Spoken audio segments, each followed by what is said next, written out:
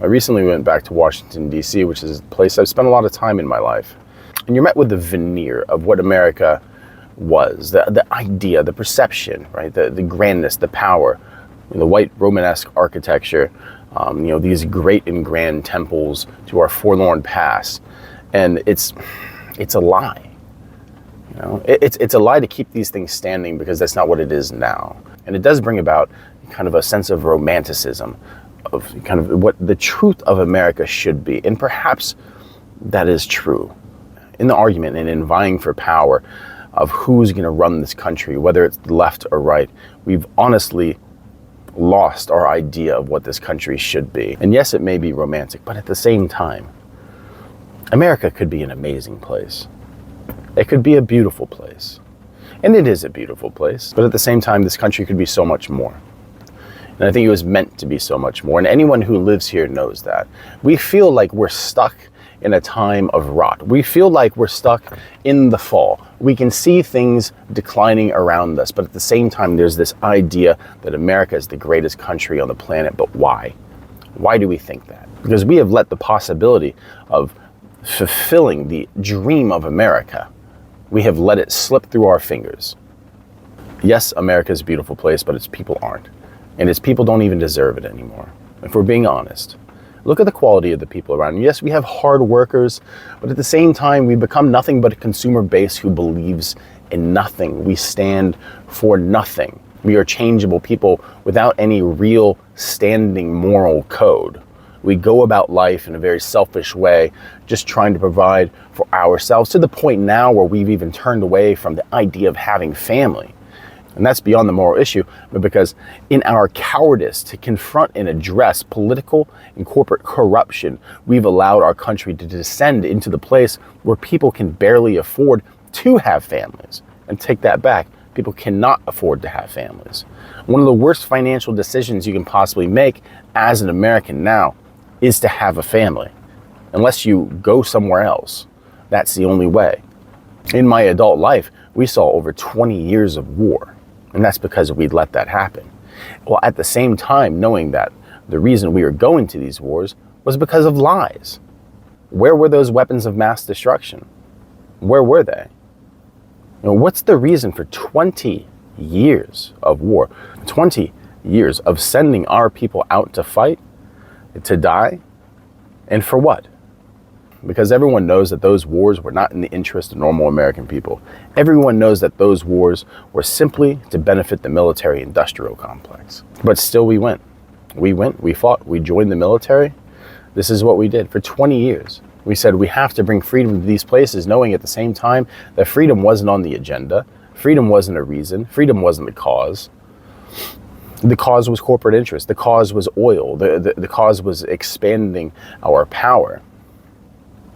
And nothing's changed. Nothing has changed at all. We are still the same naive people who, when the war hawks in DC say, hey, we're going to go fight this war. Yes, sir, let's go. We're going to do it for freedom, for love of country, for God.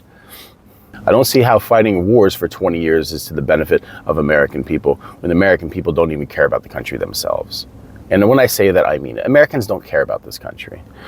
If they cared about this country, they would have changed it a long time ago. But instead, we just kind of go with whatever our leaders say next or whatever some kind of celebrity says.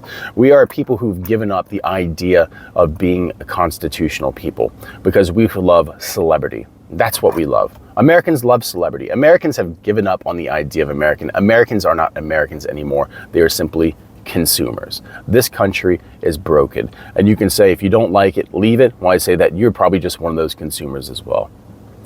To criticize your country is to love your country, because that means that you have a standard that you hold it to.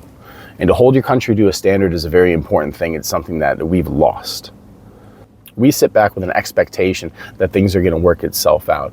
At the same time, we're going to glorify and we're going to romanticize the ideas of the 1700s when the colonists turned on the crown, but at the same time, we won't even fight to get to the ballot box. People don't vote. People don't care. Is it going to affect me? That's the real question. And as long as I can live in some kind of illusion of comfort where people don't see me struggling at all, things are fine. This is the greatest country on earth. But the fact is, this isn't the greatest country on earth, and it could have been, but the American people failed it. You can say, this guy has disdain for the American people. And in a way, yes, I do. And I think we all should. America has become a grotesque place. The people really stand for nothing. They talk about the Constitution. They talk about the Declaration of Independence. They even talk about the Bible. But the fact is, Americans don't read, and I doubt very much that they've read the Bible that they said they have. Because there's nothing about this country that screams Christian. It really isn't. Not when you put a celebrity before everything else in your life. I can't take people seriously who bedeck themselves in the name of another person. You are just a cartoon character. That's what you are. You're not a serious person, so your ideas shouldn't be contemplated. They shouldn't be internalized. They shouldn't be taken for anything except humor. Our media is filled with people that if you saw them in public, you'd be like, what a bizarre spectacle. This person is real, but these are the people that we put trust in. And these are the leaders that we choose. A grotesque nation choosing grotesque leaders. America has failed itself. The people have failed. And this is a reality. So maybe with the hardships that we're coming to, with the road that we're going down right now, maybe this is what we deserve. Maybe this is just kind of the justice that is coming to us. Maybe we are reaping what we have sown. Through our lack of diligence and our laziness and our softness and our unwillingness to call people to account.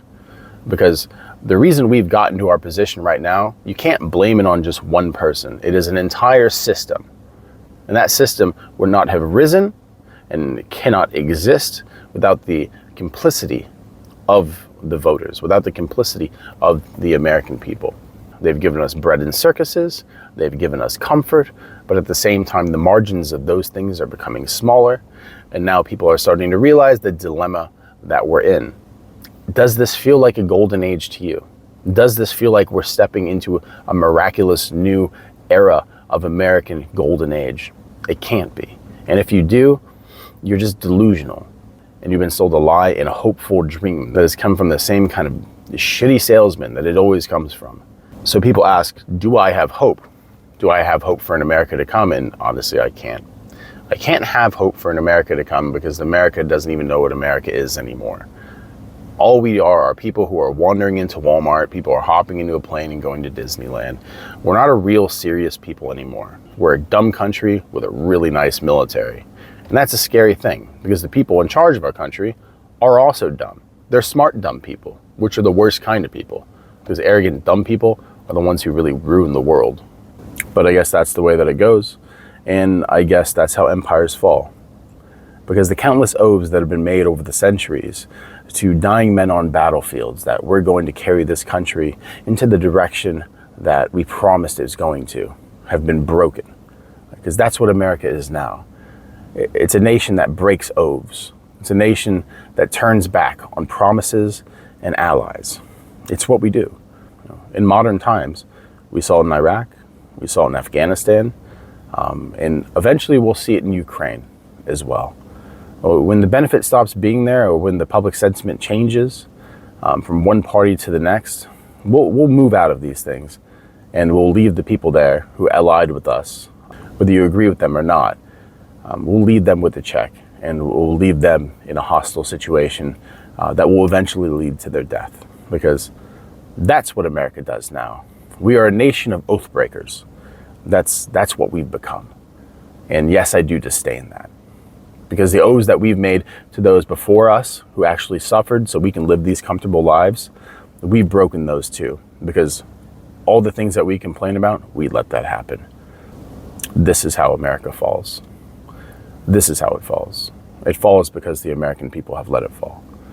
And barring some kind of grand revolution, it's not coming back. There's no real positive light to this video. And usually I try to end in hope. But honestly, when it comes to this, because I have lost so much faith in my people, the American people, because I see things get worse and worse every year. But at the same time, they'll parade and they'll laugh and they'll harangue and they'll laugh their way into damnation, essentially. We are a nation of Neros who play music as Rome burns. That's what we've become. So That's all that it is. I want to thank you guys for stopping by. Like and subscribe. Leave a comment. I love you guys. I hope you have a good weekend. Happy Easter.